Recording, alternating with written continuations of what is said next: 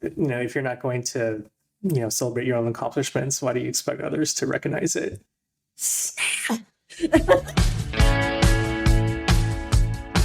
Hi, welcome to Life Generally, hosted by me, Jen Lofstrom, and me, Jen Tran. We are Gen Squared, and this podcast is about life as a Gen. Yay! Hey besties, it's your girl Jen Tran. Before we start the show, I wanted to let you know that we are going to take a 2-week hiatus just to work on some upcoming episodes and to take a short break. We will be back on Friday, the 15th of May. So, I am requesting from you, if you can, spread the word of Life Generally spelled with a J, to your friends and family. This will help us grow our audience and expand our community. I will appreciate this help a lot. All right, on with the show.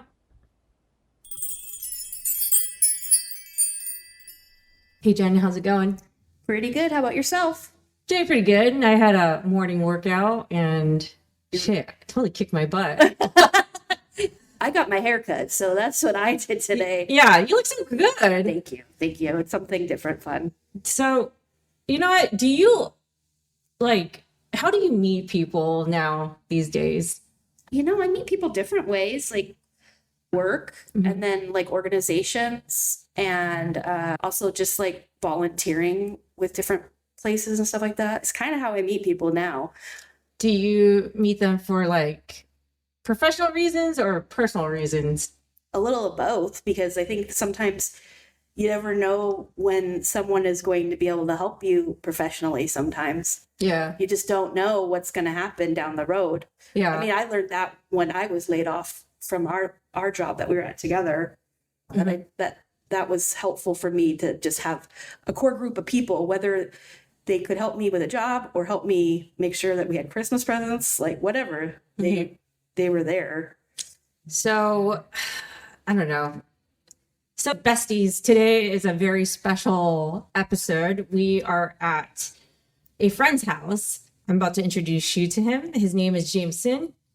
Jamison, say hi to our besties. Hello, besties. We are at his house, his lovely home. It is beautiful. Gorgeous. And he gave us some tea. Oh, I love some tea in the morning. Yes. And now we're going to spill some tea, right? Yeah, we're going to spill some tea. I like to be a good host.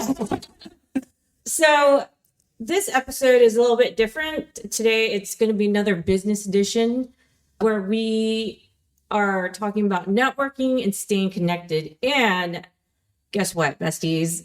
Jamison is your girl.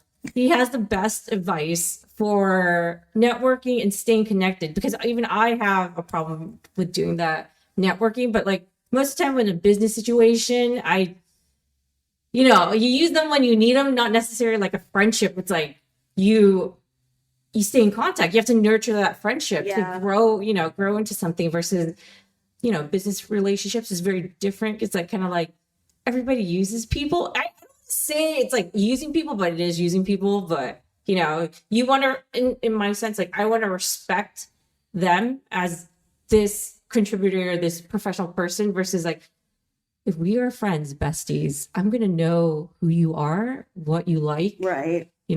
I'm going to find the chocolate you like. Yeah. And take for sure. So take you to vegetarian places when you don't feel good. So yeah. Exactly. Yes. Right? Yes. So besties, let's all welcome Jamison. Yay!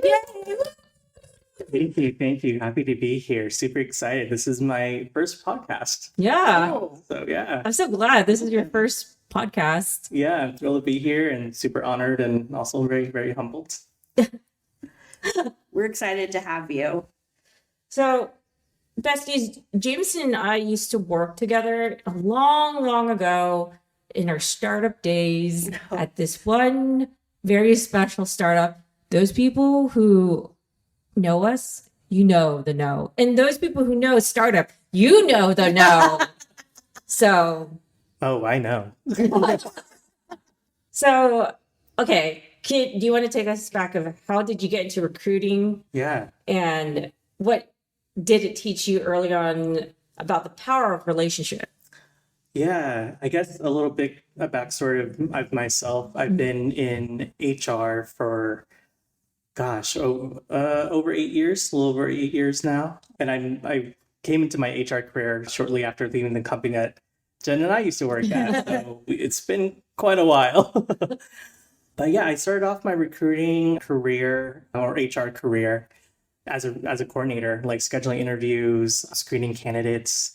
I worked for a corporate dental company where they own most of the office and they also partnered with the owner doctor. So it's kind of split.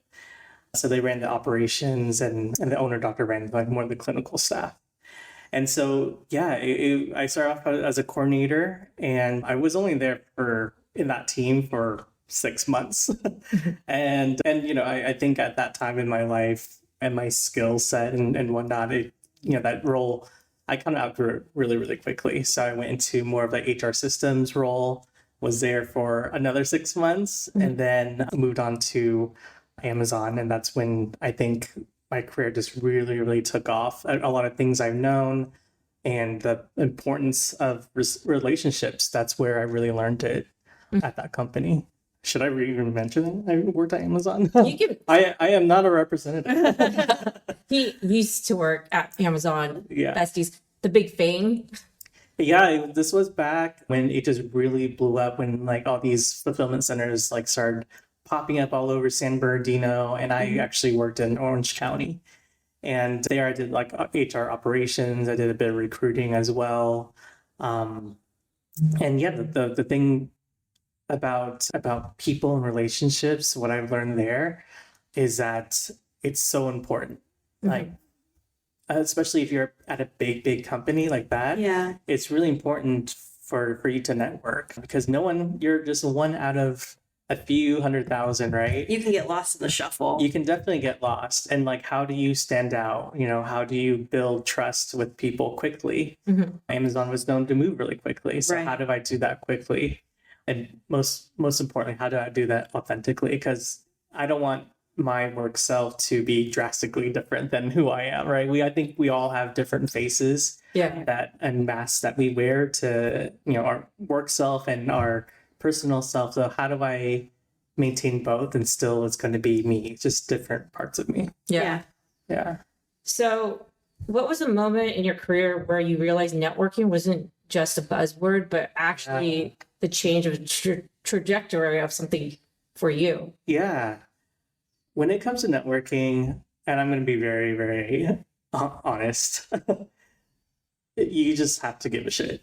Like you have to give a shit about people, right? I'm actually an introvert, and That is, I honestly did not think you would be an introvert. yeah, You there's actually that new one that the hybrid. yeah, that hybrid. I feel like I'm more that, but An extroverted introvert or something like yeah, that. exactly. Like I operate well in small, intimate groups versus like Large. a large thing.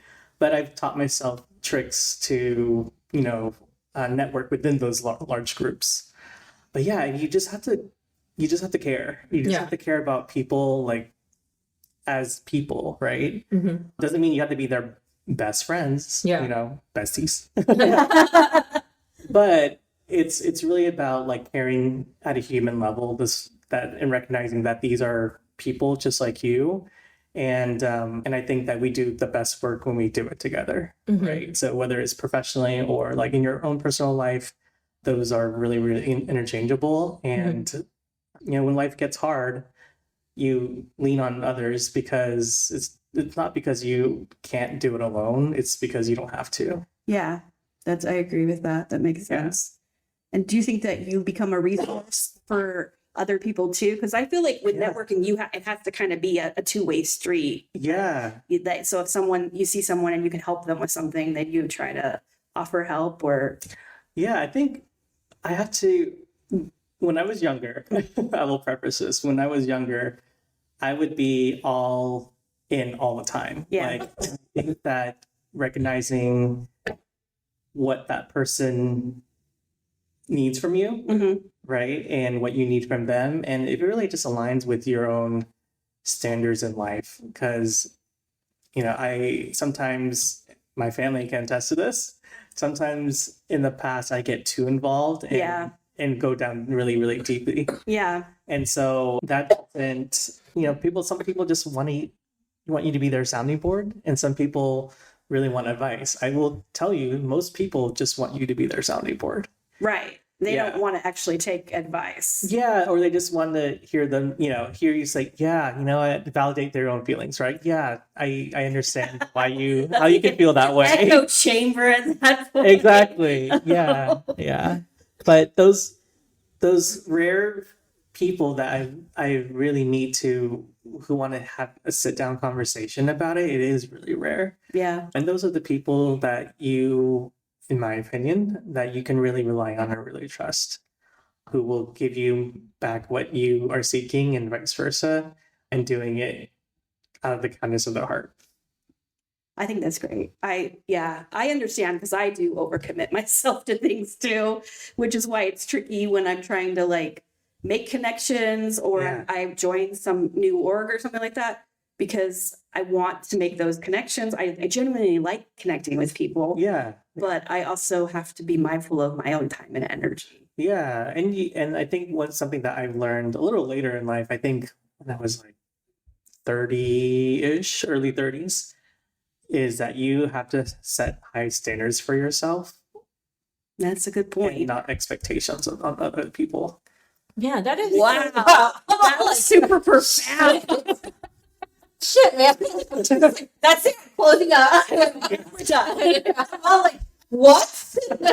I got goosebumps. I'm like, oh, what do people come to you and ask for advice?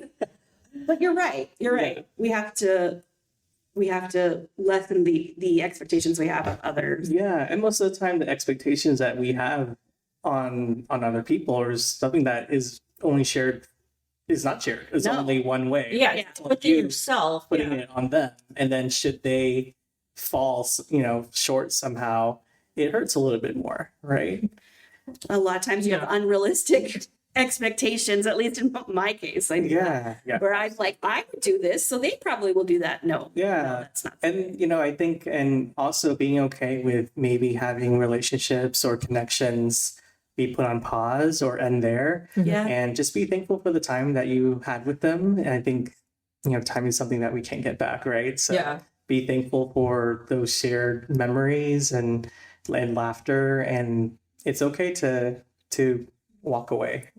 Yeah, acknowledge that it had a good place in your life, but now you're at a different point, and that's okay. There's nothing wrong with it. Yeah, your train can keep on going. Yeah, those passengers don't have to stay the whole time, the whole trip. Another great note.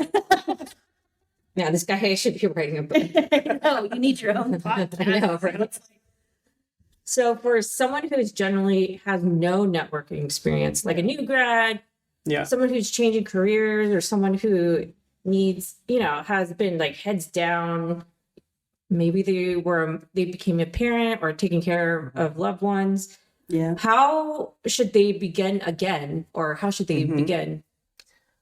Gosh, that's a tough one. I think that this day and age, we live in a digital age, right? So I feel like people look on Instagram more than they actually talk to some people. Right.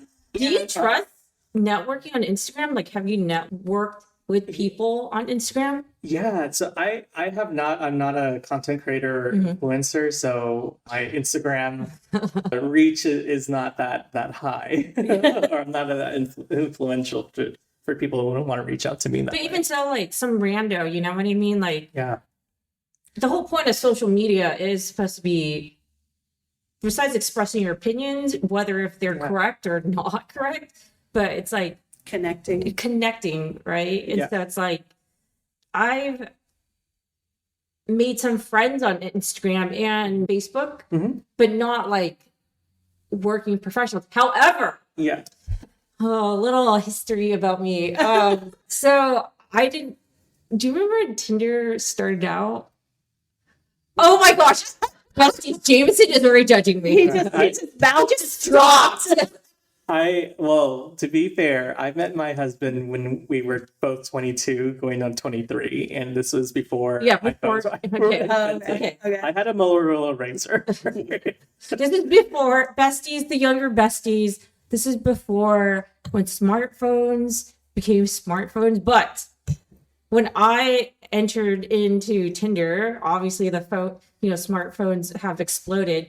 And so I wasn't intentionally networking the network, right? I just happened to meet this great guy that because I wanted to strategize on how to get more swipes on me, right? And I was just like asking him for his app because he looked like a very sincere face, right? And me and him became friends. And I actually referred him to the startup we were at.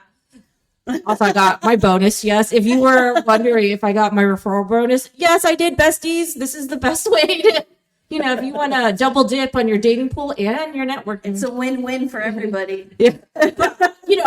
I knew some of his skill sets because he told me about it. And, he was a very ambitious developer as in computer engineer. Mm-hmm. So yeah, it worked out for me in this sense of like me and him still talk occasionally. Like he's living his fabulous life. He got married, this is now 10 plus years now, but I was able to leverage that, but not intentionally making it a networking thing. I would have to say that him and I were friends first, not networking peeps. And you weren't hooking up. Yeah, we were not besties. We were not hooking up. No kissing. I feel like we need to say that because it's Tinder. Also, I'm gonna need names. But when Tinder first came out, it wasn't like a hookup site originally. Like it was like I think just like in 3 months it became a hookup site. Yes. Like it was. So I think it was like 6 months in after when it was. When it was like the premier dating app before it got labeled the big hookup site. We were pure and very innocent people. I don't believe you were ever innocent, but okay. Yeah, that's a really good question. So I managed university recruitment for various companies for 3 years, the past 3 years. And I get that question a lot, right? From college students are eager to like get into industry, meet people who work in industry. I get tons of LinkedIn messages and connection requests. So I get that there consistently. And I think it's because people see like I work in talent acquisition. They're like, "Hey, help me get a job." Right? Yeah, for sure. And then they go through their pitch, whether it's on LinkedIn or in person. And for me, I'm someone who appreciates authenticity. So if you give me a pitch and it's something I've heard you tell someone else like a few feet away from me, I'm going to be really disengaged really quickly. Wow. And so it's because I think it's a respect thing, right? If you want to introduce yourself to someone, I think you have to tailor your communication to, to who you think they are, or who, what you think they're interested in, and things like that. It's like that human connection. So I think it's going in not expecting to meet like some big wig at a networking event or someone who can get you a job right away. I think it starts with the human first. Yeah. And then respect them as a human, right? As a person. And then you see where that kind of lies. It may lead to somewhere, it may not lead to somewhere. But I believe in networking events. I go to quite a few of them. I've been different organizations within my area, and it's just to really meet people. And I think having that intention first versus it having to be some professional transactional, relationship up front, because you're just going to be one out of many others who's going to want that from them. So when I'm in a room, and it's especially if I'm in a place where I'm not familiar with, I don't know the crowd, I actually don't look for the people who are like the big wigs, right? Yeah. The direct powers of influence. I actually look at their outer circle and then get to know them, and then fingers crossed, hopefully their connection can lead me to that person or to those opportunities. So it's really not about attacking that person of influence You're not going right straight away. to the big fish. Yeah. Right, exactly. Yeah, you want to do a temp check. You want to see their pond, right? You want to Right. see all the other fish And if that it follow them. makes sense at all, even to engage with them too, right? Yeah, yeah. And then the last thing that I want is that I would hate for someone in that position to, I walk up to them and I do my pitch and it doesn't seem authentic and real because this is the first time I'm meeting them, right? Yeah. I wouldn't want that awkwardness to be their impression of me. Like, hey, I remember that guy. He was, we had a really awkward conversation. Like, Yeah. that's not going to be. It's not memorable in the It's right not way. memorable. Yeah, exactly. Not the best impression that you want to give off. But yeah, that's the way I kind of, handle these networking events and whatnot. Is like I try to meet people and try to strike up conversations and not just asking, "Hi, my name is Jamison. How are you?" Mhm. I like that's such a broad question, right? But what if it's generally like, hi, my name is Jen. How are you? But the actual thing is like they're wondering, how are you? Because maybe you have like this, like sometimes you can read someone's micro Mhm. emotions or something, and like you could feel like it's something, like Yeah. I'm reaching out to you because I'm a human being, and you feel I think you're off, or you feel off to me, but are you okay type of deal? So I'll tell you a little secret, Jen. Okay. Jens and besties. When people ask you how you are, most of the time they don't want to know. They don't. Wow. It's something that It's just we as a greeting. society Yeah. have trained ourselves to say to kind of break the ice. Okay, what if I said, how do you do? Like the old way. Oh my Lord. If someone says, how do you do? I'm gonna respond like At least immediately. that's a little personality there. Do you do? Yeah. I mean, for me, and authentically being me, I genuinely try to compliment someone on something that Yes. I see, and that usually breaks the conversation. Mhm. But it's legit. It's not like I'm just going over and being like, "You have nice glasses and you have great shoes." Right. You have to be really, you have to think about it and not make it be cheap, basically. Right. Because I do compliment people often, but it's legit compliment. Yeah. And like. But in a room where you're networking, you have to be mindful, like you can't do that to everybody. But Yeah. I think that that's the easiest way, but it's also goes back to authenticity. Like that's comfortable for me, but Jen may not want to like compliment someone. Yeah, it's really, unless it stands out like this.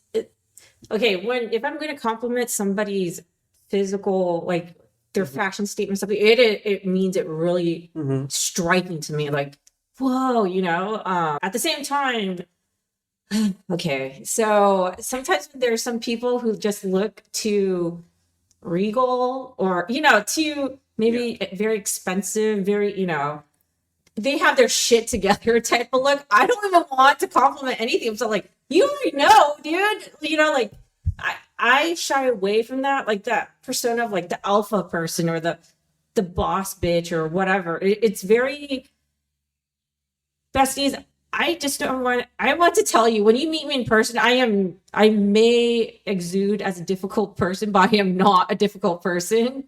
I say that to myself inside of me, but like, but when I meet very like, I think they're just like, wow, they have their shit together. It's very difficult for me to even strike a conversation because I'm all like, like.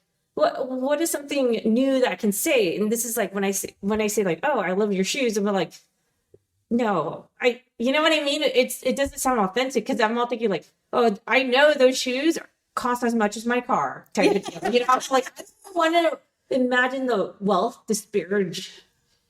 Well, it's funny. We live in Orange County, so that's a separate culture in itself. Yeah. Right? If you go to like New York, you get such a abundance of different people taking the subway.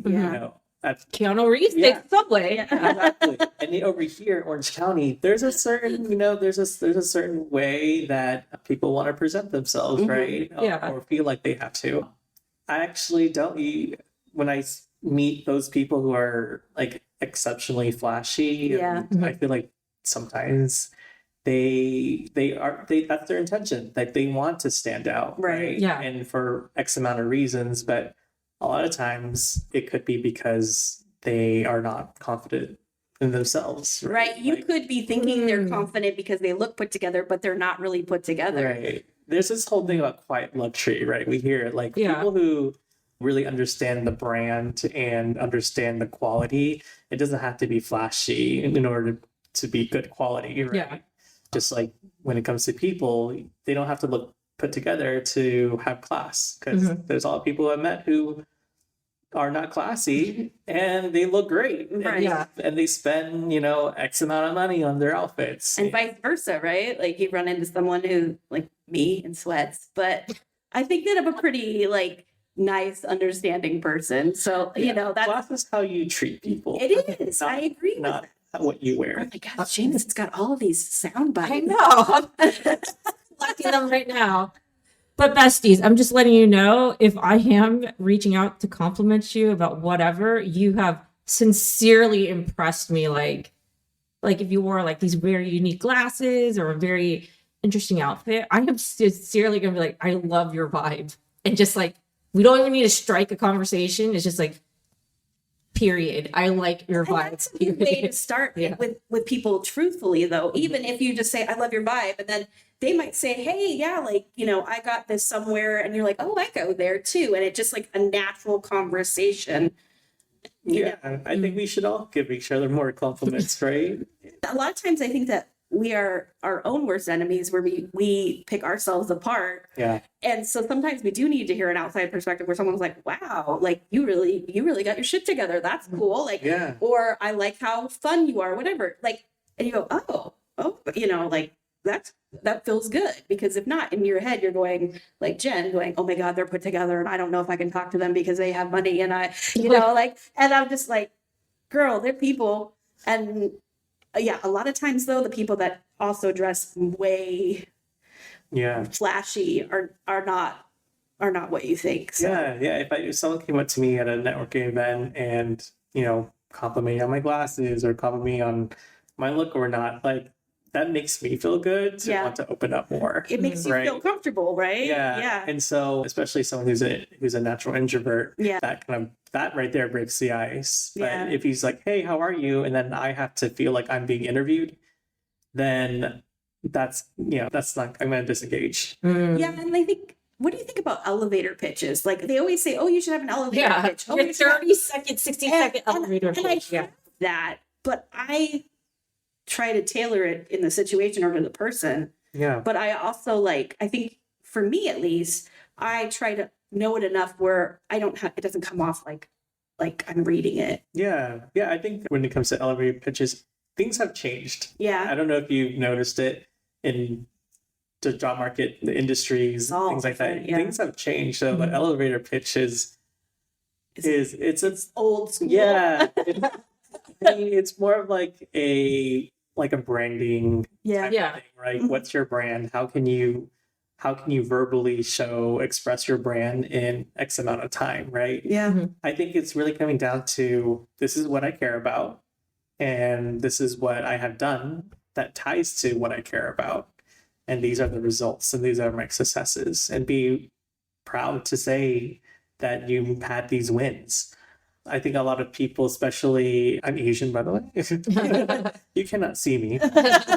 But I am Asian, and I think a lot of times it's really hard for us to recognize our own successes because,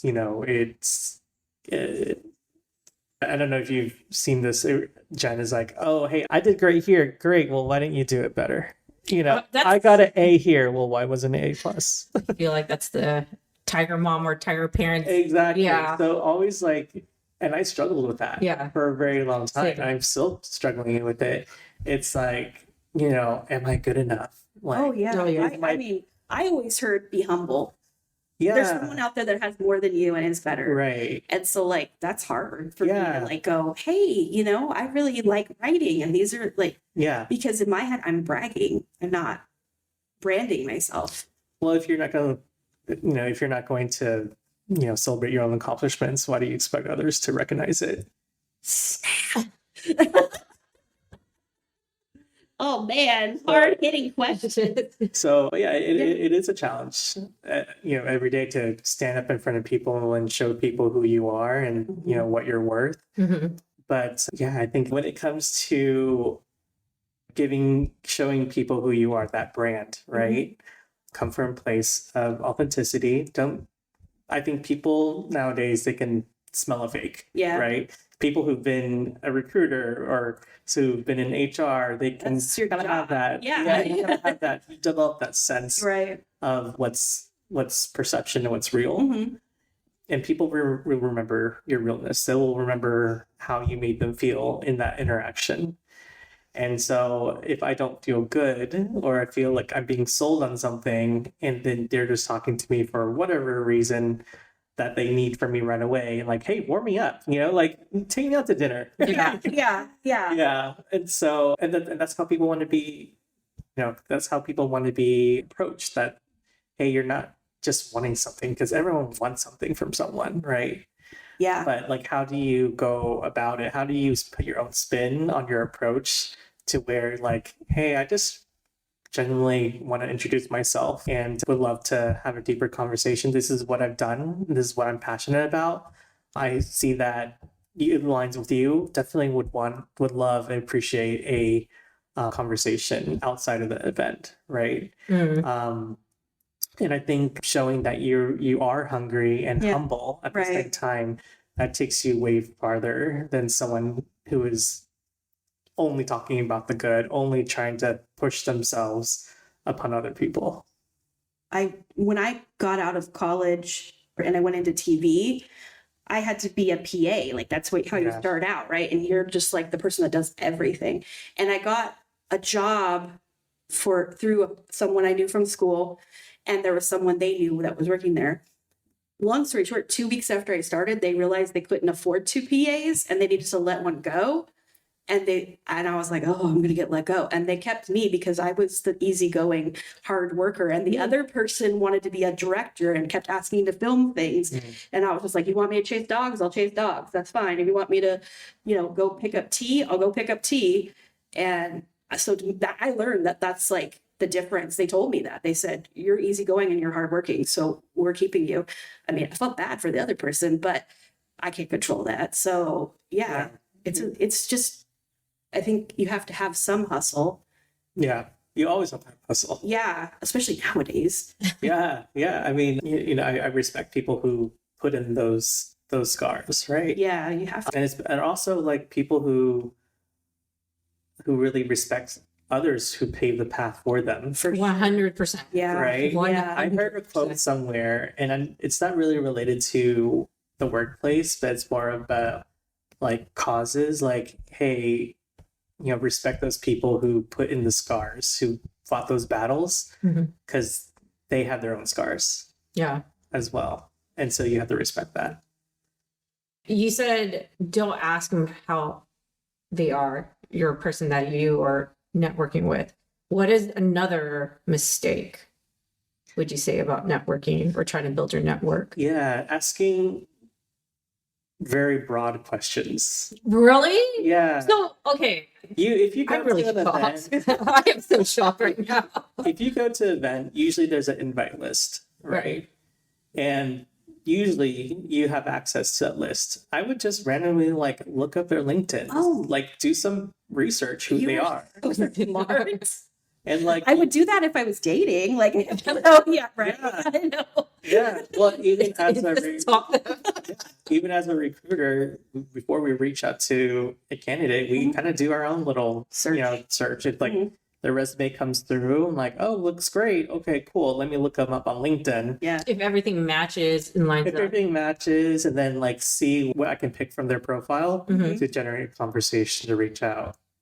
So that's where I appreciate if someone kind of is semi-familiar for me, because then it helps me open up a little bit more, right? Do you feel, because this was back in the day, 10 years ago, like if somebody knew too much about you, it's kind of off-putting Yeah. versus someone that doesn't know you at all. I don't know if, you know what I mean? Like, okay, There's which a one? balance. Yeah, you need to find that balance, right? So it's like, it's not 50-50. Yeah. It's probably, I think maybe 40, just, 40% of the person, because 50-50 or even 50% or even more, if you know a lot about the person, you're basically stalking that person. Well, I think getting to know something about them enough for them to tell you who they are Yeah. versus You kind of did your you know, research. you did the research and you're telling them who they are. Yeah. Right. Yeah. Weird. So I would be so scared at that point when I'm all like, oh, I need to shut Yeah, down and my accounts or something. and I'm not saying like look at the entire yeah. list and remember everyone by name, right? Yeah. No, it's But more of peruse like it. it's like people who like are in the same industry as you or who have very similar job functions as you. That something's relatable. And maybe like if it was like a event of 100, which I think is pretty rare nowadays, Yeah, unless you're yeah, like a convention. Big, yeah. But if it was just like a random weekday happy hour thing, I would just like pick 3, like see who's going and Trying to meet them or something. trying to meet them and I also just reflect on what your intention is for going.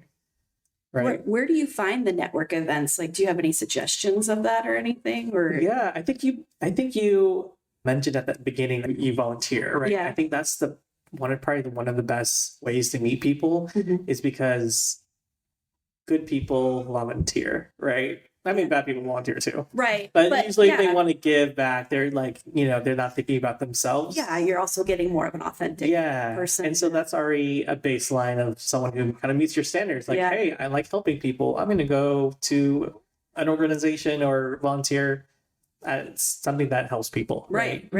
And so I think as adults, it's really hard to meet people in general. Right? Yeah. After college, it's so much harder. Yeah, it's so much harder. And then as you grow older, your lives change, right? There's so many different things that takes priority over Oh yeah. networking, right? I will be honest, I don't enjoy it as much. Like it does take a lot out of you at It's that energy. time. Yeah.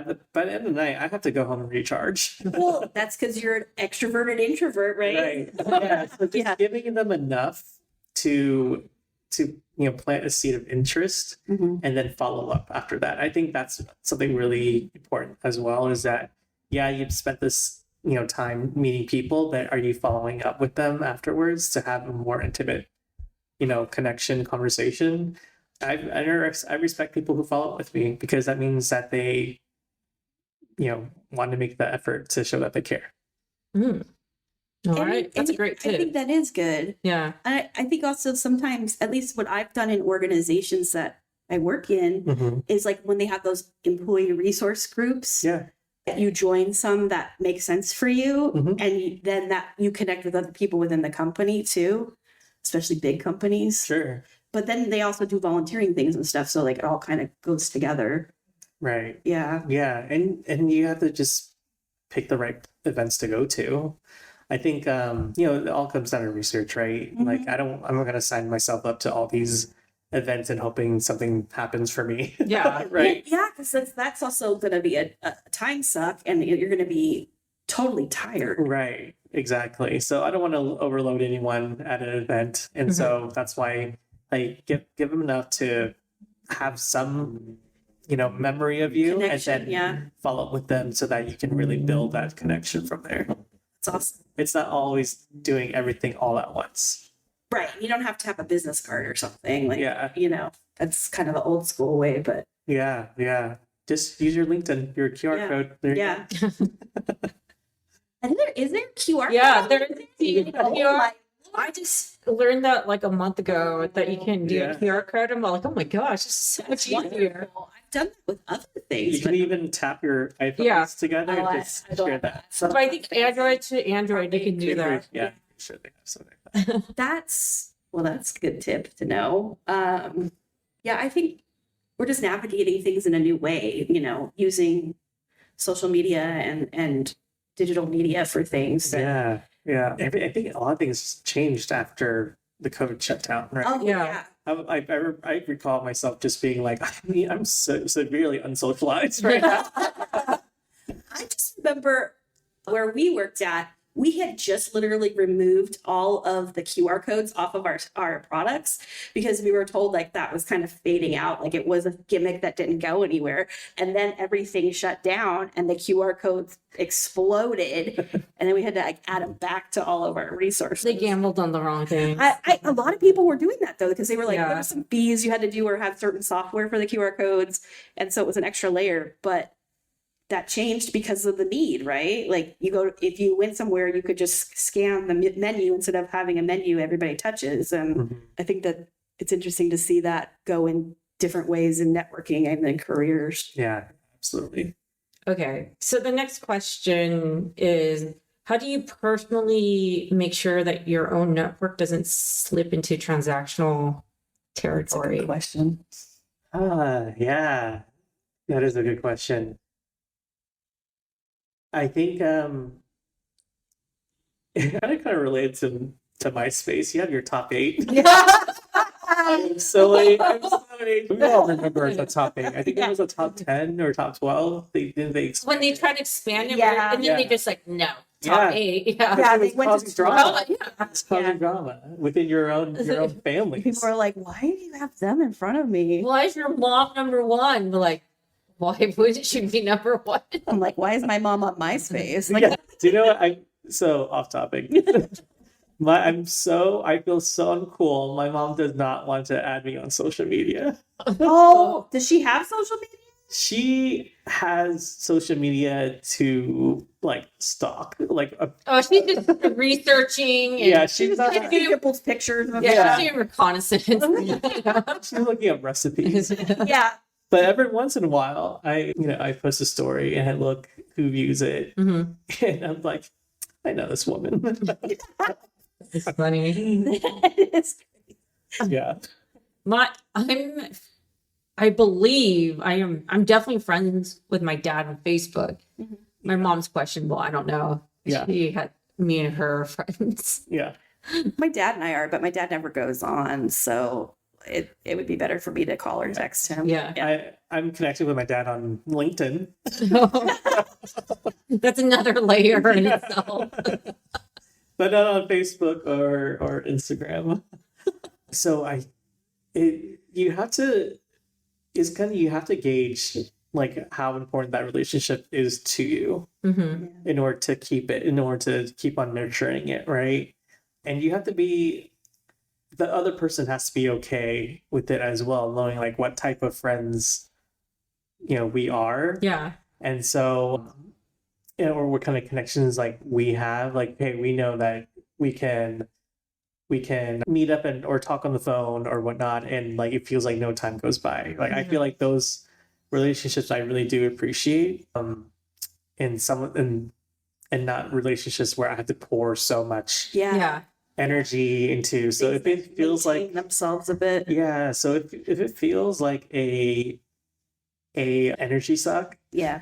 then those are people I probably shouldn't even be around. Or Even if you spend want to time with. network, you should. They're not the right people to network with. Yeah, and that kind of goes down to your own values, right? Uh-huh. Like, do I sacrifice, this so that I could potentially get something from them in the future or whatnot? Like, for me, it's like life's too short. There's going to be a million of those people out there Mhm. that can help you and that can connect with you.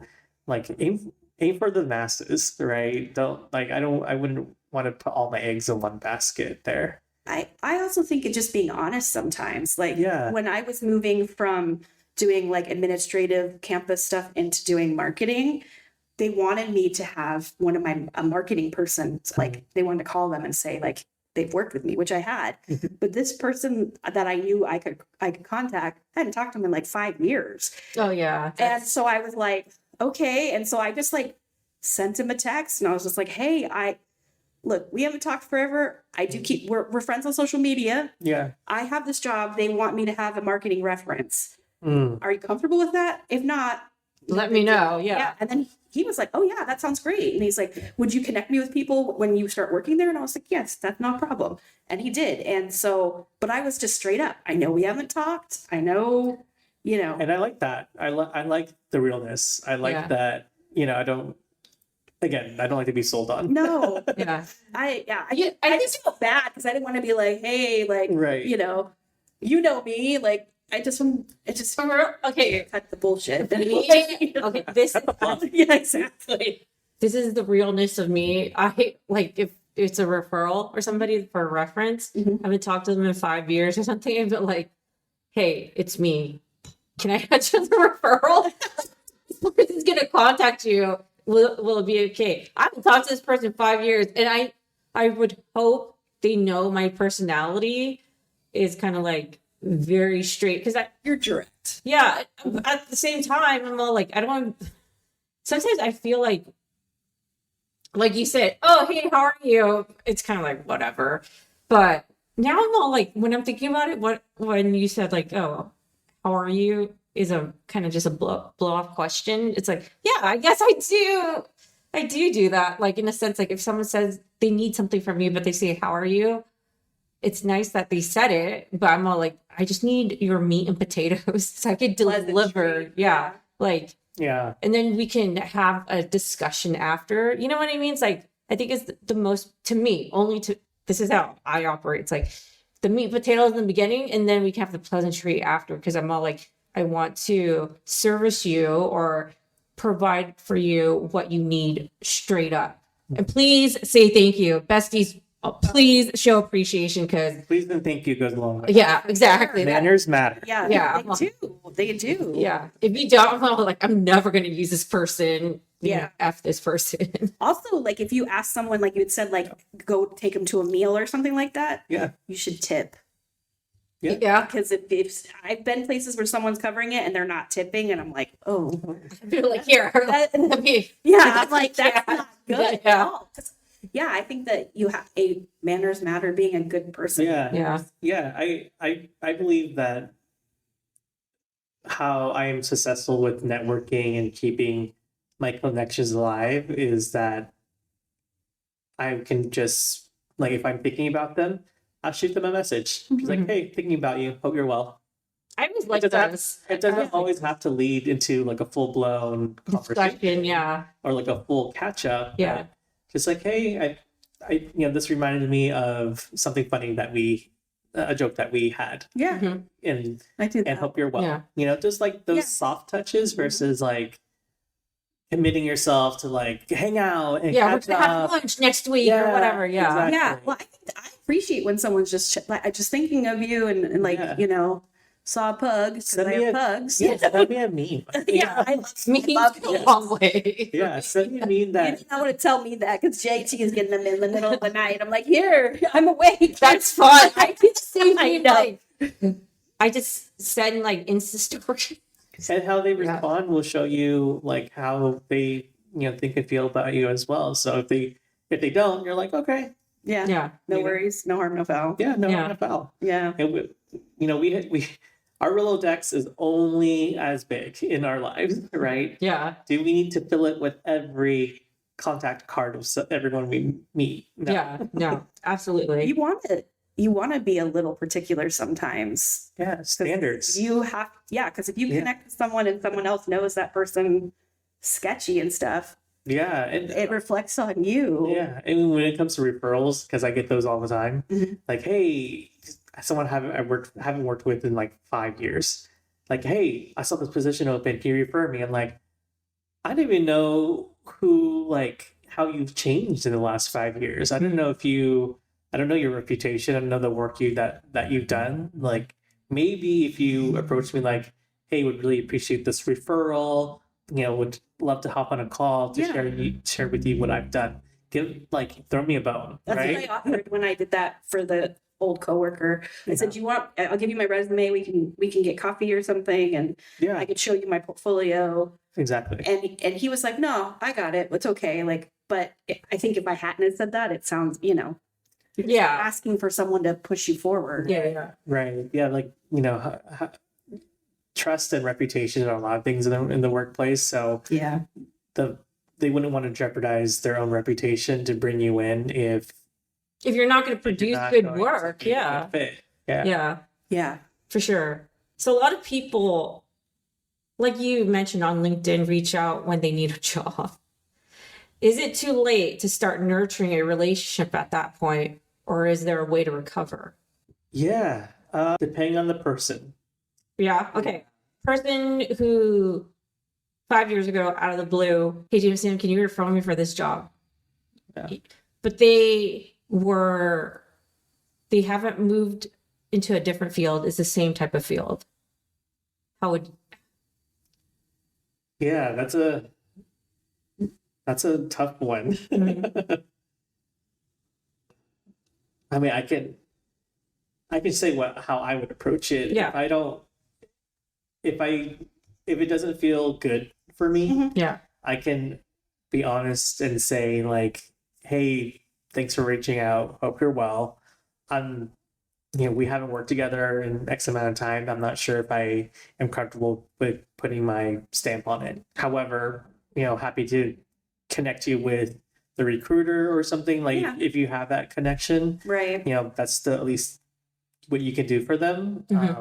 But putting your stamp on someone, it's a lot. I think right now, especially since not a lot of people are moving, right? Yeah. Jobs and people are trying to stay. Yeah. And that means there's a lot more writing on that. So that's like, hey, am I going to sacrifice my reputation for someone who I haven't talked to in the last 5 years? Okay. So then the same person, it's all like, "Ugh, I know this seemed very transactional. How can I recover from that?" Yeah. It's really not about you. It's about them. So like what you can approach them however way they want, and then you got to respect that how they respond or not respond. Right. So I think that if you mean something to them, they will respond, and they will want to get coffee to catch up. They would want to do that. If they Right. don't, then there's nothing you can do to force. Yeah. You can't control that. Yeah, you can't. There's nothing you can do to force something that doesn't come natural for them. Okay. So besties, there's no recovery. I think there is. There is, but depends. You have to apologize and say, hey, look, I know I came on real strong. I'm just really stressed out right now. Yeah. Could we have a chat and just talk about some strategies? Okay, I think I understand what You know what I getting mean? at. Yeah. Okay. So like, let's say like you messed up. Yeah. yeah, you messed up. Like, cause you said, can you refer me? And then you're kind of like, I can't put, Yeah. we haven't talked, blah, blah, Yeah. blah. Yeah. And then I think the best time to apologize is yesterday. So quickly, if you realize like, hey, I might have came on too strong here, Yeah. then just like, hey, person, I apologize for Being upfront. coming at you a little more directly. This is my situation. Yeah. And I apologize. Mhm. But would love to have the chance to connect with you one-on-one and kind of go out that way, because just apologize for your mistake and then to move on together. Yeah. Yeah. But like you said, even when you say that, it is about the other person, like if they want to engage or not. So it's like, person A has already made the message, person B said the message, you're recovering. So the next message is back to person A saying that message. Person B will either ignore or accept your message. So besties, try not to take it too personal. Even so, like, we are all in challenging times right now. Yeah, you don't know what they're going through. Yeah. Like, you don't know if they've got family members that are sick or they're sick or If they lost their job. yeah, exactly. They lost, you just don't know. But I think it's like the effort, besties, if you did make that effort and you apologize, you came back because you were too hot in the pan. I think that's all you can do is just apologize and just be authentically yourself. Be a human. Yeah, be truthful. And if they respond, doesn't necessarily mean it's like it's going to happen in 15 minutes, 2 weeks, a month, 3 months, 6 months, whatever the case is. It is what it is. It's just like, don't take it as a slap on the face. And sometimes because we're doing this via like basically text messaging, right? Or like email interactions and stuff, like you don't always know everyone's intention too. Like, and so you can misread that too. So You Yeah. know, sometimes if I think that I've put someone, I'll just try to do a soft touch, like you said, like thinking about you, hope you're doing okay, and like kind of just leave it at that. And then if they want to re-engage, then we can re-engage. Yeah, exactly. And then you're gonna have to be okay with having that ball sit in their court. Yeah, you're gonna have to let it go because Yeah, and if they really, and if you want to touch base with them again, again, go out very lightly. Few weeks or a few months down the line, hey, just wanted to reach out again. And if they really don't reach out or reply back, then I'd probably let it go. I would probably just like let it go. And if they do further down the line, then 2 years later. Yeah. Well, and sometimes like things change, and all of a Yeah. sudden that person is now like looking for a job Or has more availability to right, and engage they're with not people. tapped out, and they're Yeah. like, "Hey, I'm sorry I didn't contact you back 6 months ago. It was a real busy season." Yeah. Right. You know, so yeah, you just don't know. You just have to kind of You just have to be very aware of again, like of your standards. yeah. And so let's say they come back, a year later, Mhm. and they are asking for something from you, and it's like, okay, I really now I know what this relationship's about. It's Yeah, it's it is not transactional. Yeah, it is And it's clearly one way, transactional. right? exactly. And Yeah. then that's when you're like, all right, should I continue this or like nurture this, or should I not? And that's really up to you. Yeah. Okay. So speaking about nurturing, Yeah. so the next question would be like, how do you decide who is in your network deserves more energy and attention versus a light touch? Yeah, someone who really knows me, who understands me, who understands how I tick. Okay. Because those are people who have spent their own time and effort Mm-hmm. into you, investing in you, right? Mhm. And that's how I kind of see it. Like people who really know me, who get to know me, and not only in who I am in that time of my life, who've been part of my journey, Yeah. right? Those are the people who I really kind of keep close to. I think that people who in the life of the journey or in the journey itself, like I wouldn't even consider them networking people. I think those are real friends, versus like the networking people. It's kind of like I just got in contact with a friend who I haven't spoke to in 3 years, but I lightly talk to her here and there. And I was just asking for tips of how to like grow our social media presence and stuff like that. And she gave me her tips and stuff because that's what she used to do. But I knew pieces about her, like, her journey, her life. And I believe we met in a design network, but I didn't think we went to lunch once together. And she's a very sweet lady. Like, I really like her a lot. She is like almost a friend. She has to me, she has transitioned from networking buddy to friendship because I do value her as a friend because she has like this very interesting perspective, and also like her mind is very interesting when you like see perspectives and things like that. And I think me and her have like a lot of interesting things in common. But it was just interesting. Like it was literally out of the blue when I had this epiphany, like I should contact her. And that was like 3 days ago. And me and her talked. It was like nothing has changed. It was great. It was great. Which is what Jamison was saying. Those Yeah. are the best people to stay in contact with. Yeah, so I mean, I appreciate relationships are authentic and easy, and like if you care about me, and if I came into your thoughts, and you reach out, then I would really appreciate that.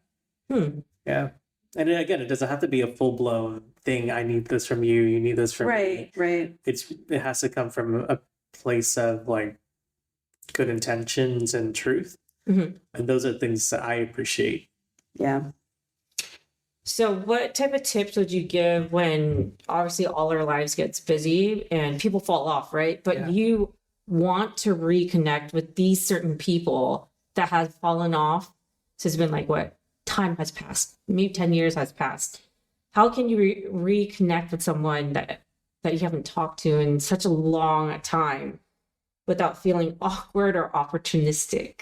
I would actually hesitate to reach out to anyone who I haven't talked to in that long Really? for something like A job or or a job something? or something. Because I mean, 10 years is a long time. You've Yeah. changed, they've changed, and so I think that's a lot more work you have to put in to kind of start over, Yeah. right?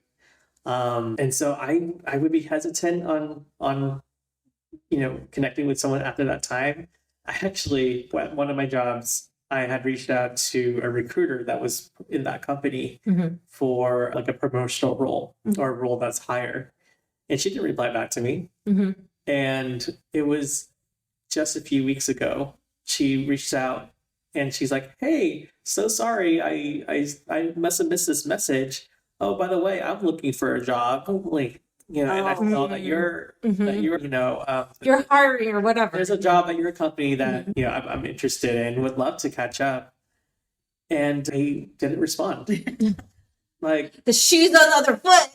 Yeah. and I'm just like, I remember, I was like, I remember reaching out to you on Teams or whatever they use You at did that the time. multiple times of reaching out. Right. Yeah. I did the reaching out, and you couldn't like respond. Like, why do you expect me to respond 10 years later? Yeah. I love that. Oh, okay. I'm gonna pull my other question. Yeah. Because I thought you were gonna respond that differently. Okay, I am very happy about this. Yeah, it's kind of like if I am turned off by someone who gave me who treated me that way, Yeah. like, and then you're in that situation where you're wanting to reach out, like, I would kind of think twice. It just seems kind of selfish when someone does that. Like, Oh, 100%. Yeah. when you have to be willing to help other people if you're asking for help too. Yeah, at least leave a good impression on me Right. Yeah. from 10 years ago. For me Even to if you want just to said, respond like, to you. hey, Yeah. Yeah. I don't, Yeah. I'm not even in control of this, but I can connect you with someone. Here's their email. Yeah, like a default Yeah. something. Oh, yeah, definitely. Yeah. Yeah, I honestly, I would oh man, I'm like, wow, that is so transactional.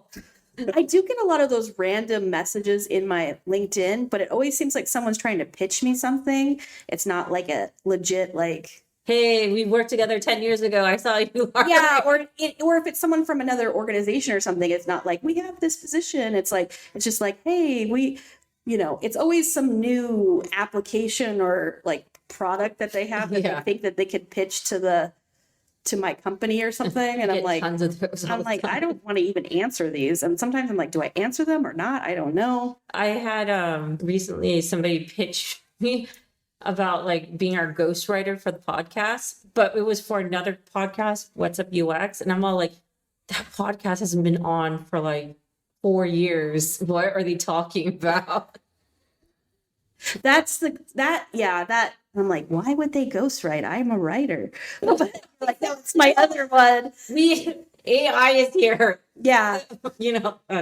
Whatever. I realized though that I haven't been like branding myself at my company much, like as far as for promotions and stuff, because I came in after being laid off and I had already was looking for a job thinking there was going to be a layoff. So I lucked out. But then I just like came in, put my head down and like got to work because like that's what I got to do to prove myself. But I realized that like people don't, because I'm doing a role that's not what I was doing, and I actually did an interview last week with my job for another position, and just because I wanted to throw out there like these are all the things I've done in the past, and like this is my, and the people who I've known for like years now, they're like, I didn't know you did all that stuff. I didn't know that. Like, wait, you have an MBA? Wait, you should be in leadership. And I was like, okay, cool. But like, it was literally just to get my face out there and people to recognize it. And so like, sometimes I think networking it's just like, just connecting with people however you can. It doesn't have to be going out to an event. And Yeah, and the reputation you would want to have is not just working hard, like, hey, Jen gave a shit. yeah. And therefore she's working hard. Right. Right. I think there's tons of people who work hard, but there's also tons of people who don't. But Yeah. in this case, there's some tons of people who work hard, but like behind the work, like who are they? So speaking about professional branding, like how does recruiters actually perceive someone with a personal brand? Is that something you consciously evaluate, or it just hits you when you meet them? Like for instance, like just Jen just mentioned, like a lot of her coworkers don't know. She has this like, you know, a wealth of knowledge in her tool belt and also talent that they're just so shocked. How can she bring her professional branding up at her environment? Yeah. I would say bring the human out Yeah. for you to show them as well. I think that we are not just one thing. I think we are multiple things. We're multidimensional creatures. So be vulnerable enough to show those other dimensions of you. You don't have to give them the whole story. Yeah. No, you're But- right though. I feel like that's where I've been at places where I couldn't be authentically myself. And so now I'm very much intentional about like wearing my fun colors and like, you know, doing all the things that I like to do because those are things that are important to me. Yeah. And I want to feel like myself, but because I have that you don't want to brag thing, I also don't like so they know that I'm nice and I help with things and I get things done, but they don't know all the other things. And I literally, someone was talking about why are you doing this budget stuff? Like, what did you want to do? And I was like, oh, well, I was a copywriter for 6 years. And they're like, what? And this is someone who I go to lunch with and stuff. And I was like, oh my gosh, I really need to do a better job at this. But also I thought maybe if I connect with some people on LinkedIn that I work with too, then they can actually see like some of it.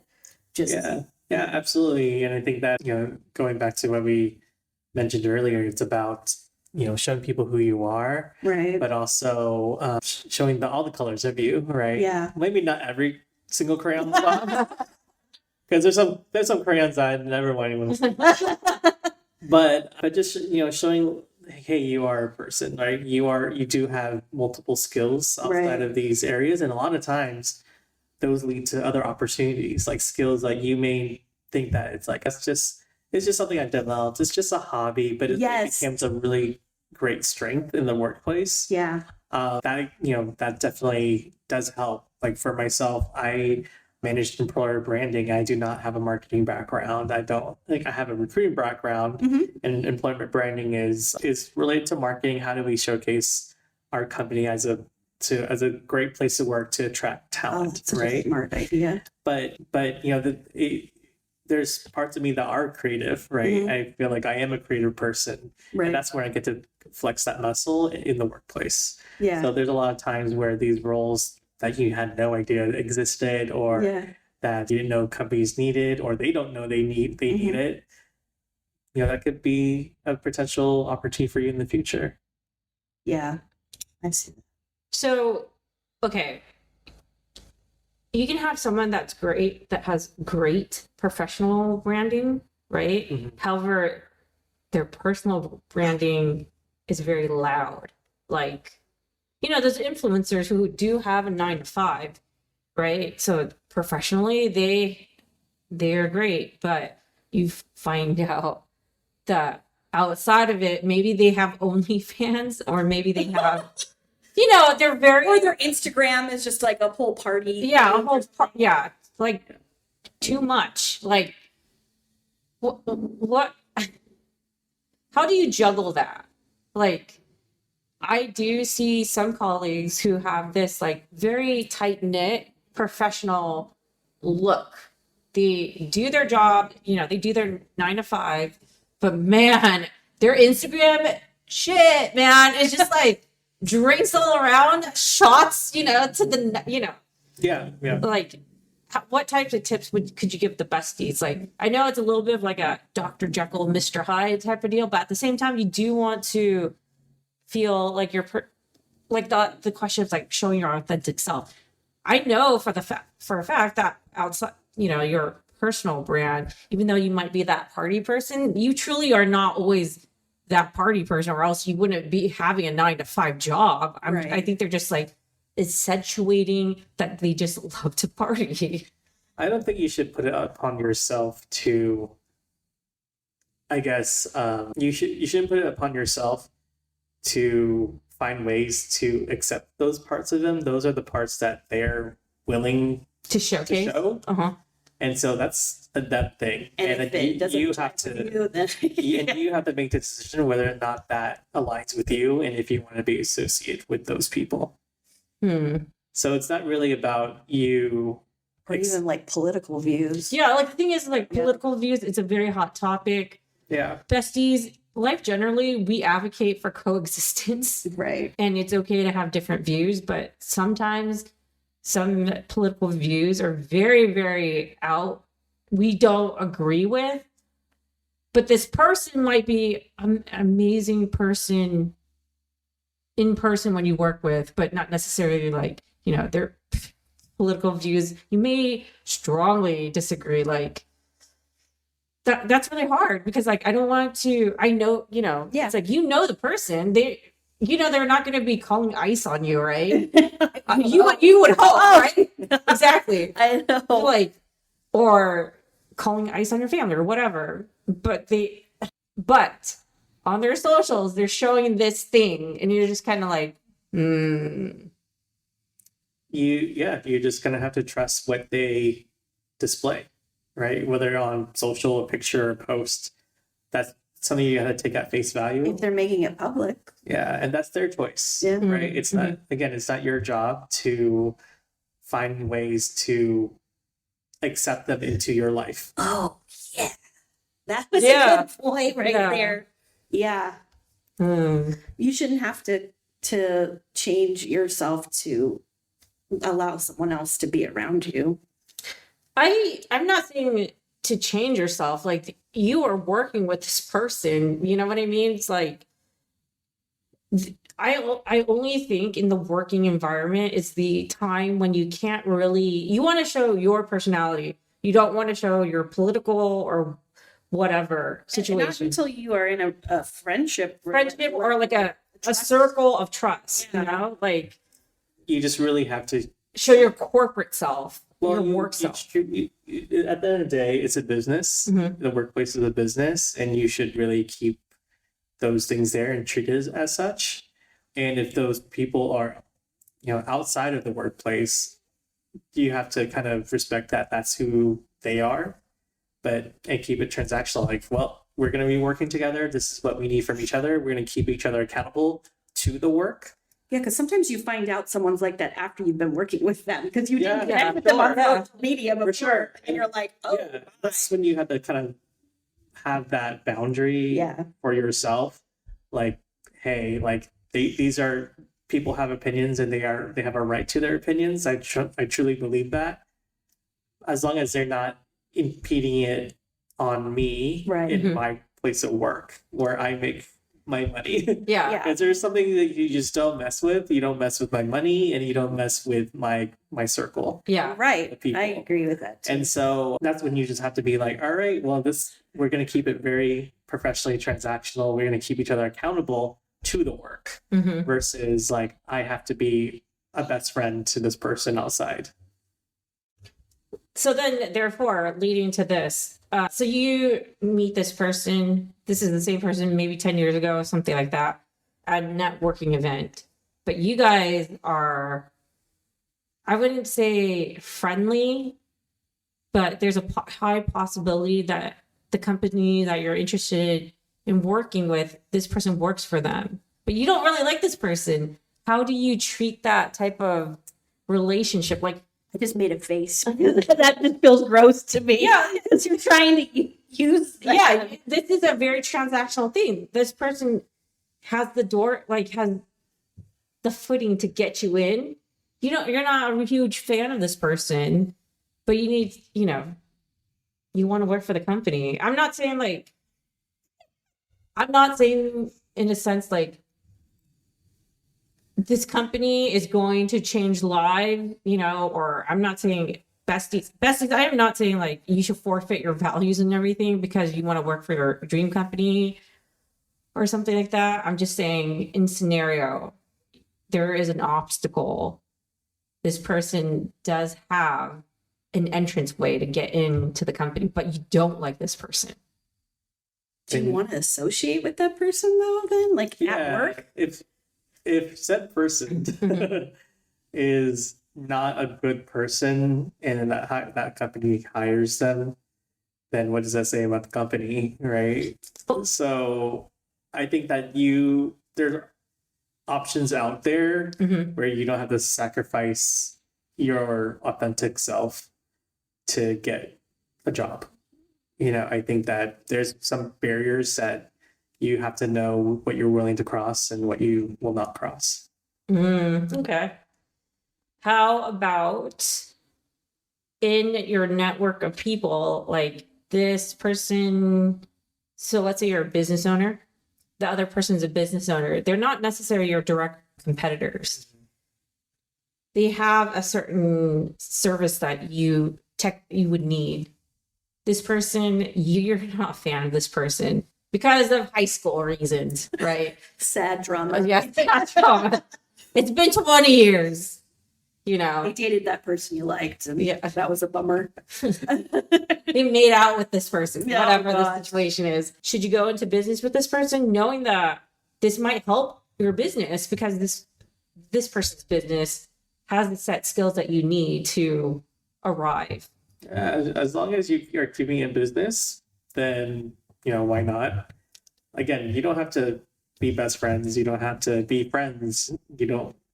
You can just be simple acquaintances. I don't think that. I think they are also benefiting from it. So, but it doesn't mean you have to make it personal. Yeah. And having that understanding, like, hey, we're going to take care of each other. You scratch my back, I scratch yours. Yeah. Right. It doesn't have to be anything more than that. You don't have to invite them to your wedding or something. Right. Yeah. Just keeping it at the top of mind when you do start to work with them pretty closely. Like, you can grab lunch with the group of people. It doesn't have to be anything more than that. Okay. Asking from your life experience as a recruiter, have you maintained a relationship with people you wouldn't grab coffee with? That's a heavy hitter. I just hit you right there. Yeah. Well, I mean, sometimes you do have to stay connected with some people for And how would you navigate that professionally without being fake? Yeah. I value my time really well, and I value myself pretty well. Most likely I wouldn't try. There you have it. Okay.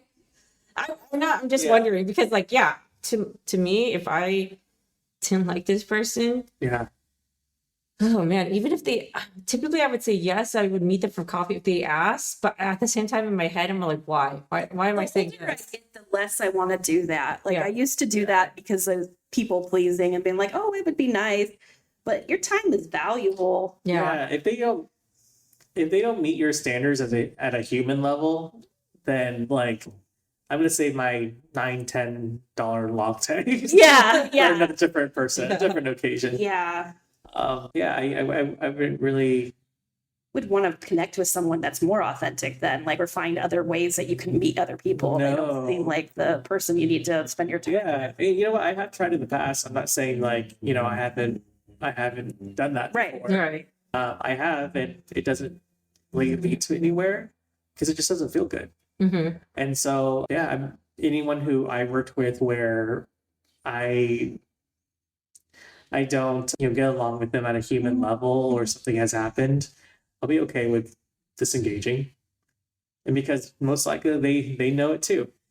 Yeah, I mean, sometimes when you burn a bridge, everybody knows that bridge is gone. It's not, whether you've done it or they've done it, it's harder to bring it back. Yeah, it's harder to recover, and then also if time has gone by and you haven't done it before, why do it now? Yeah, you're right. Yeah. Okay, this is the last question for the difficult people. Have you ever let a difficult professional relationship go and later regretted it?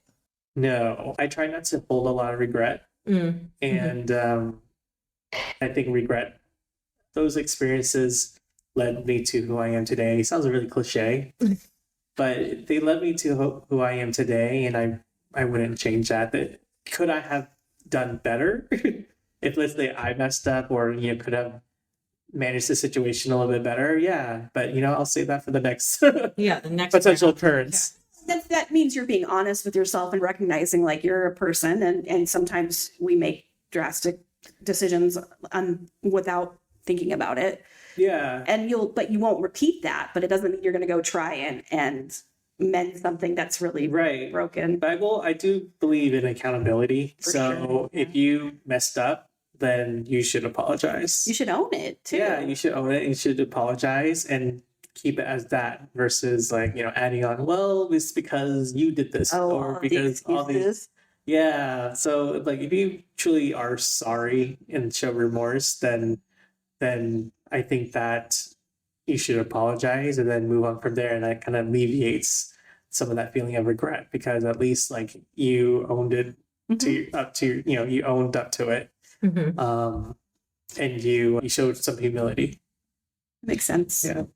Okay. This is going to be a closing question. If you could give one piece of networking advice that you wish someone had told you earlier, what would it be? That's a good one. I kind of come back to this a lot of times, especially when I have to present Mhm. or if I'm in front of a large audience. Everyone at some point in their life have shit in their pants. So, when you're out, when you're looking at the audience or when you're approaching this person, you're nervous or whatnot, just realize they too have shit in their pants. So that's the way I would approach it to kind of alleviate the pressure of like, oh, I'm going to talk to this like vice president of this company. Mhm. Because there are people, they're just like you, right? They Yeah. might be in a different phase in life as you, but they're people. So that's the advice I wish I had learned when I was younger is that like, hey, take the, get out of your head. Mhm. Yeah. Right. I mean, like when you were talking about, you see someone like that's all put together and stuff, and you're like, that's not who I am. Well, they are a human being just like you are. So I even have a problem sometimes with talking to people in like leadership roles, like an SVP, Yeah. a CEO or something. It's just like, I am okay with it. Because yeah. for me, it's like they're a person and I treat them with respect, but I'm also going to treat the security guard that's down the hall with respect. Yeah. And you just treat them that way. And if whatever they treat you is their choice, Mhm. Yeah. you know? Yeah. You just gotta let them. You let people show up the way that they want to show up. Yeah. Oh, that sounded very Mel Robbins. It is. Yes. The let them I'm theory. just like, wait, yeah, let the people. We're going to hear this. Yeah, let We them- love the let Yeah, them. let people show you who they are, Yeah. and without and stop making reasons for them, Or excuses. Yeah. excuses, Yeah. reasons. Because everyone has shit in their pants. I love that closing. Yeah, that's amazing. Well, besties, let's thanks Jamison. Jamison, where can our besties find you? You can find me on LinkedIn.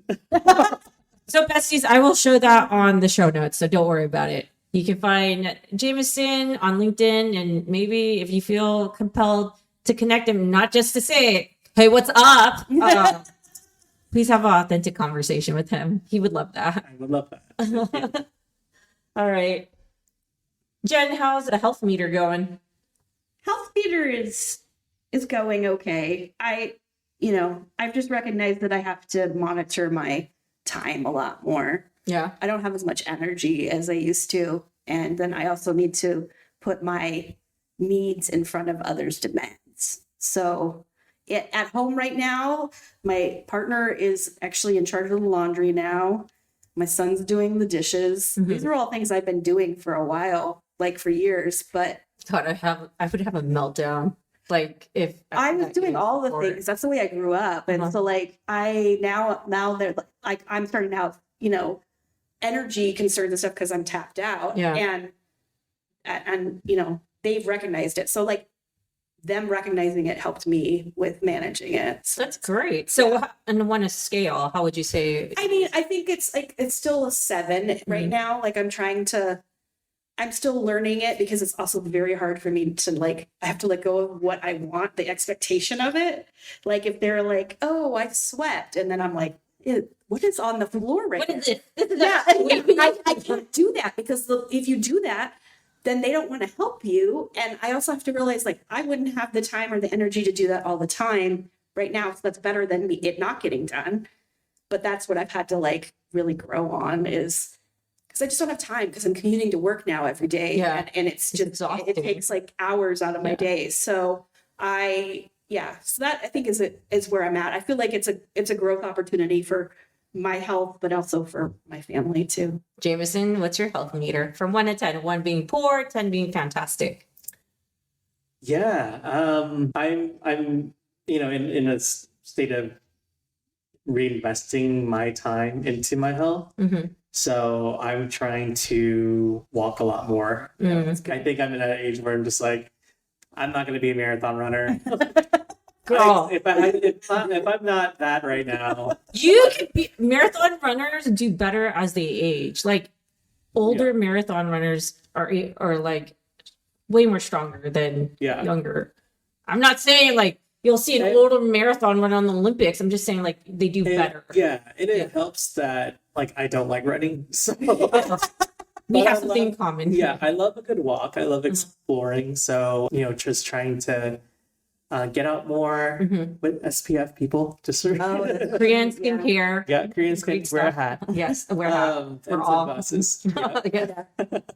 Protect your skin. Yeah, and just having that time be very intentional, even with my husband, just having that time to like catch up during the day. There is a duck that just passed by. There is a duck walking across my garden. There was a hummingbird going down to the duck. It was like a National Geographic moment happening in your yard. Yeah. Yeah. All the yards. I don't even have a water feature. They're just like, hey, we want to be on the podcast too. Just like reinvesting that time back into my health, and also it's a good time to catch up and with my husband as well. Nice. Awesome. Yeah. What about you, Jen? My health meter is about 7 to 8. God, this morning's workout just kind of like shit. I can't pump up fast push-ups. What were you doing this morning? Where was your workout at? Orange Theory. Okay. In Brea at 8:10. Besties, if you're in Brea at Orange Theory at 8:10, you know the instructor. She is hardcore and fantastic, but oh my God, it is. Okay, so I sweat, right? And I know people wear special deodorant to show like they're not sweating, which is bad for you. I wouldn't recommend doing The antiperspirant? Yeah, because it's whatever.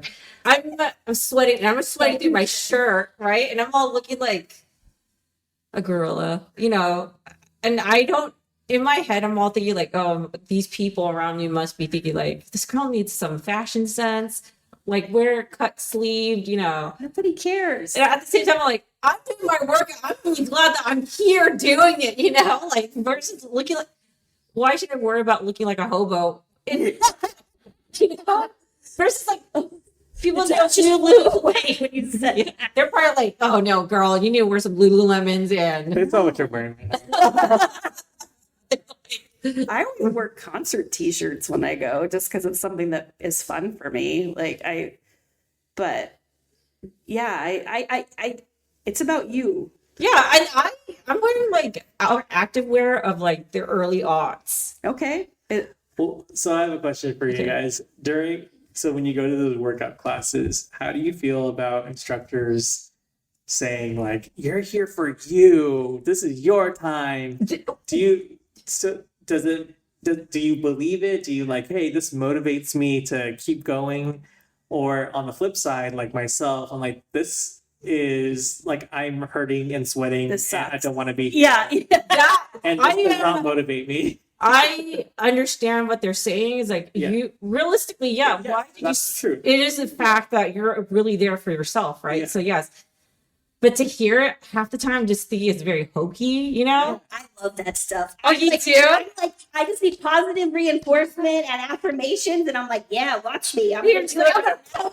Yeah, but then I hurt myself because I'm like, they're saying I can do this, and I really shouldn't have done it. There's So- a piece of me, okay, on these workouts, I would say 10 years ago, way more fitter. Like, I would probably be more judgmental of how people are working out and like, oh, they're not in the right form.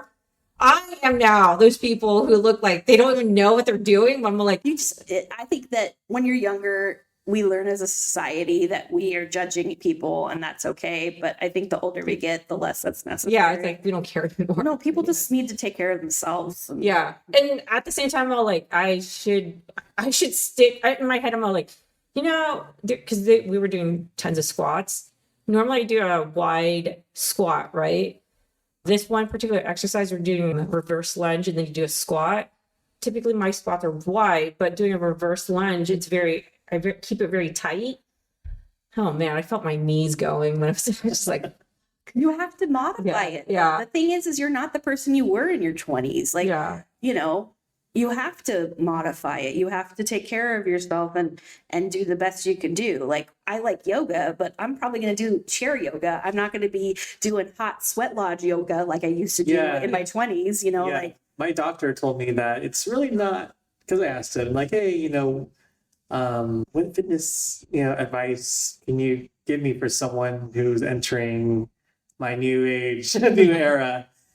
And he's like, yeah, it's not really about like getting pumped and not getting, Getting ripped. getting ripped. Yeah. It's about mobility. I'm like, Yeah. oh, okay, cool. So I just need to make sure that I am doing what I can do so I can just move. that's Yeah. what I want to focus Later on. on. Like, I want to be able to like go to Europe and walk around Yeah. when I'm retired. I Yeah. don't want to, obviously things can happen. Yeah. Like, I want to be able to like work on my core and like your legs and different things, because that's the preservation of your future the best you could do. You know what I want to be is those Japanese hikers in Japan who are like 75 who can still rescue people. Like apparently my friend, like she's like, when she visited Japan, she was like in her early 30s, late 20s. She slipped. This Japanese grandpa was able to like hold her, like carry her and just be like, hey, watch it. Like, be careful. And just continued on. And I'm all like, and she's like, this 70-year-old grandpa just helped me out. But I'm like, That was like an angel or something. That was divine intervention. The universe was like, here you go. I know, like, this is aspiration. This is how I want to age at that That point. is omega-3 from all vegan fish diet. Yeah, for sure. That is not GMO. Fitness there. Clean eating and, Yeah. and also like a good perspective. And yeah, that's a lot of life work right now. Yeah, that's what I'm all like, that's who. Well, if you want to do that, then you have to like do all of those things. Okay, Jen, what is your burnout meter? Dead, exhausted, surviving, content, or thriving? I feel like I need to add something in there. What is Because it's like it's kind of between surviving and content, but it's like it's growing. It's like Is it more of the content side? Yeah, it's more on the content side, but it's also like it's revitalizing my interest in my career, Mm-hmm. and I think that that's where I'm at right now. Where it's like I definitely things are busy and crazy, and I'm trying to keep up on everything, but I'm excited because I realize like there's more opportunities out there if I showcase it right. I like that. So I'm between surviving and content, but it's more like it's not thriving though. I don't know. you just feel revigorated. I do. Yeah. I do. So you're in the higher side of content. I'm in the higher side of content. Yes. Nice. Okay, Jamison, how about you? What's your burnout meter? Dead, exhausted, surviving, content, or thriving? I feel like I'm thriving. I Nice. think, Good. Stats. yeah. I'm here with you guys. and it's a beautiful day. I think I really am working on reframing. Like, my husband challenged me with this for this year, just reframing, and there's life can suck. Let's not lie to ourselves. Life can suck, but like have the day that you deserve. Yeah. So if it's gonna be a good day, I'm gonna treat myself and make it, and treat myself well, make myself happy, and make others happy as well. I think that energy is infectious. So Yeah, if you if you reframe your day to be a good one, then it'll hopefully help someone else have a good day too. I love that. Yes. Yay! That is really nice. What about you, Jen? Me, just surviving. The grind of the job market and just like applying to jobs and needing to figure out more things of what to do. The podcast has helped me like to reconnect. Even though me and Jamison, we talk like probably every other month. I always enjoy talking to him. I always enjoy talking to Jen because we talk every week, besties. Yeah. But the podcast has pushed me in like different spaces. It's like finally using my MBA mind, Yeah, you are. Yeah. But the job market, like for myself, it's very taxing because all you're seeing is like more job loss, AI taking over this, blah blah blah. It takes a mental toll. But if I didn't have this structure or the support system that I have within you guys, within the besties, and with my family and stuff, I don't think I would be saying surviving. I'd probably be exhausted all the time. So I'm really happy that I am in the surviving, like upper side of surviving, not lower side of surviving. I think that's totally fair and legit. It's a draining to get a new job, and especially in the market we're in right now, it's a tough market. But finding joy in things that you do helps you feel accomplished, and that's, I think, some of it is for me when I've been out of work. It's like I feel like I'm unaccomplished. I'm not contributing. I'm not, and so I think that for me, when I find something like, oh, I can have some passion in this, I can still be looking for my job, but I still have an outlet of I'm giving back somehow. Yeah. And I also think like that's also times when I tend to volunteer more too, is because then I can go give back to the community because I have a little time, and then you might make the connection that you need to get the next job. Yeah, I have been going to more networking events, so it's nice. And it's just like meeting other designers in the space or reconnecting with them. So it's good. Yeah, I totally agree with you. It's a full-time job to find a job. Oh yeah, Yeah. definitely. And there's times when you will just see the same posting over and over again. Yeah. You're checking so often. I think what really helped me was that when I was impacted was just staying in schedule and not pressuring yourself, right? So like 9 to 11, I'm gonna just look for jobs and start applying, and I'm gonna take a little break, and then get it on it again from like 2 to 3. As a recruiter, that's so usually those are the times that we like would post a job. Okay. And, it's like in the morning and then in the late afternoon, right? So give yourself that time, and also really just embrace it, understand like, hey, you're never gonna get this time back again. Yeah, exactly. Don't get me wrong. Hopefully not. Yeah. Hopefully this is not a repeat. Yeah. But just really just focusing on you, whether it's your fitness, whether it's like dedicating more time to your passions. I think what's really great as well is just creating a space for other people who have also been impacted by a job loss. Yeah. And creating that safe space for them to have that open dialogue, but for it to come out as something positive. Yeah. Okay, I have a space that I can talk about it without it feeling like just a trauma dump. Yeah. Yeah. And we're just like sulking all together. That's hard. I don't want to do that. It takes more energy than you need to do that. Yeah. Yeah. Keeping each other up helping each other is important. Yeah. All right. Jen, where can our besties find us? They can find us at lifegenerally with a J at gmail.com, or on the gram at life.generally with a J. And also, I know we have our support that we can have from our besties. Did you want to talk about that? Yeah. Besties, if you like what you're hearing and want to support us, you can tell your friends about us, and hopefully they like what we're saying and like to listen more. But if you want to financially support us, you can go to buymecoffee.com/life. Generally, you can support us financially that way. Also, that will be in our show notes as well. I also want to mention, besties, that this show is typically posted on Thursday nights between 9 to 12 Pacific Standard Time. So, Depending on Jen's social yeah, life. depending on my social life. But definitely you will get a new episode on Friday morning for you to be ready to start your Fridays, regardless of whatever topic it is. Lastly, I wanted to mention that I did start a Facebook page, so you can also follow us on Facebook. It's Life Generally as well. And yeah, Oh yeah, we have some people following us now, I saw. yeah, which is great. Yeah. Thank you, the 5 people. I know, it's not a top 8 of MySpace yet, but we're getting there. But you're on their top 5 Yeah. Awesome. by default. Jen, do you have any last words? I think just be yourself. What about you? Wait, how about Jamison? What do Yeah. what's your last words?